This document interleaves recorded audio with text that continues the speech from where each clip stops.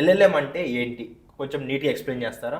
Yeah, so as a name said LLM large language model. So జనరల్గా మనకి LLMs రాకముందు NLP అనేది ఉండేది, న్యాచురల్ లాంగ్వేజ్ ప్రాసెసింగ్. ఇందులో మనకి ఎప్పటి నుంచో చాలామంది సాఫ్ట్వేర్ డెవలపర్స్కి వీళ్ళందరికీ ఒక గోల్ ఉండేది. గూగుల్ మనకి ఏదైనా అడిగితే ఇస్తుంది, కానీ యాడ్స్ అవి ఇవి చెత్త 100 లింకులు వస్తాయి. జనరల్గా డైరెక్ట్గా మనకు ఒక క్వశ్చన్ అడగగానే దానికే యాస్టీస్గా అవుట్పుట్ వచ్చేలాగా ఏమన్నా ఉందంటే 2019 ముందు వరకు ఏమీ లేదు. సో దానికోసం ఏం చేశారంటే మనకి మెషిన్ లెర్నింగ్ మోడల్స్ ఉంటాయి.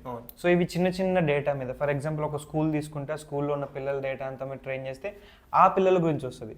ఎక్కడో శాన్ ఫ్రాన్సిస్కోలో ఉన్న పిల్లల గురించి, లేదంటే వేరే కంట్రీలో ఉన్న పిల్లల గురించి రాదు కదా. సో వాళ్ళందరి గురించి రావాలంటే అందరి డేటా కలిపి ఒకటే చోట పెట్టాలి, అప్పుడు అది పెద్దదైపోతుంది. అందుకే లార్జ్ లాంగ్వేజ్ మోడల్ అన్నాం.